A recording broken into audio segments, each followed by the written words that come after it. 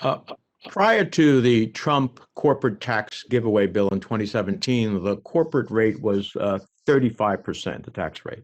After this giveaway, the corporate tax rate was lowered to 21%. Secretary Yellen, as a result of the Trump tax cuts in 2017, what is the new average effective corporate tax rate that U.S. corporations are paying?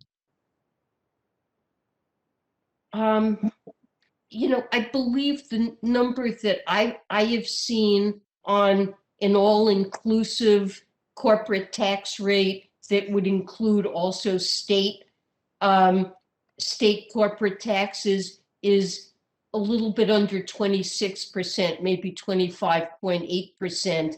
And if you look at our other G7 countries, our effective tax rate is a little bit below theirs. Theirs is something closer to 28%. Well, I think the average effective tax rate paid by U.S. corporations, as I've seen it, dropped after the Trump tax bill, the effective rate, by nearly half to almost 8%. And in New Jersey, the average rate for hardworking families was double that of U.S. corporations at about 15%. And isn't it fair to say that the costs of the Trump corporate tax cuts was a whopping $1.5 trillion unpaid for?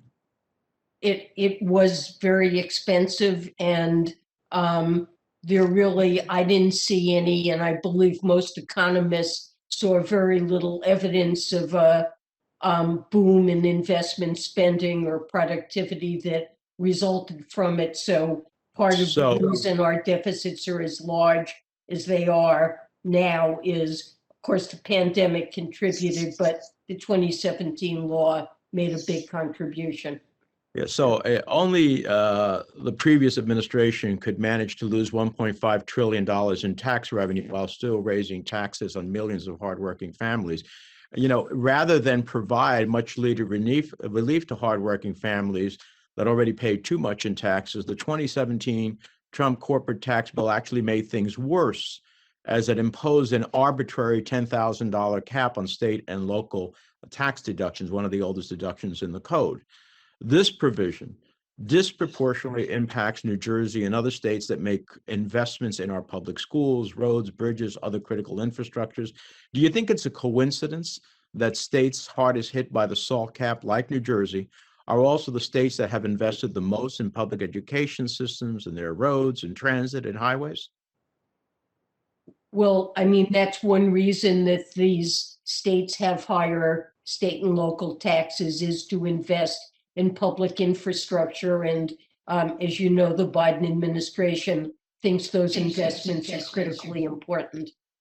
Yeah, and of course, this is why states like New Jersey contribute more to the federal treasury that it receives, while other states receive far more from the federal treasury than they donate. And so it doesn't make sense, I think, to punish taxpayers in states like New Jersey who choose to make investments in their people and in their infrastructure that make it a blue chip state, that make it a maker state, and therefore contributes to the federal treasury.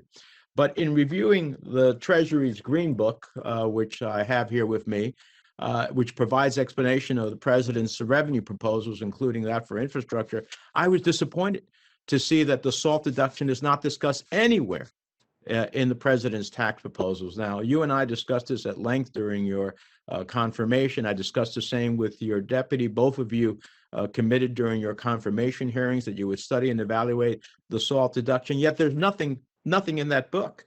So, I expect much more.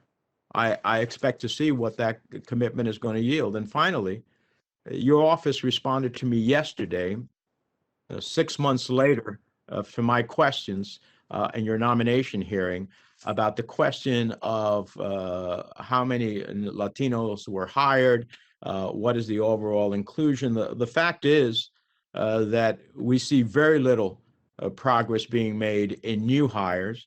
The Office of Minority and Women Inclusion at Treasury identified that over the past 5 years, which of course precedes this administration, there's remained a consistent underrepresentation of Hispanic employees. I hope you're aware that according to industry publications, the largest money managers have nearly 54 trillion under their management.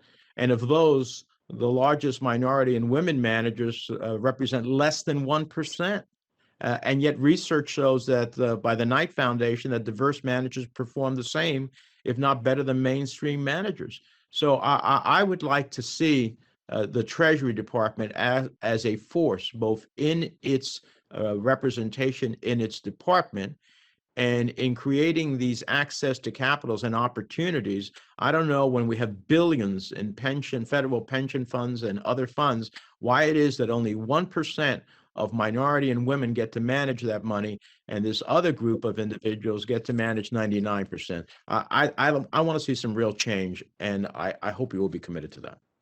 I am committed to it. I have met with our OMWE officer, and diversity and inclusion in contracting and in hiring is a very high priority. I'm committed to working hard to change these numbers. Thank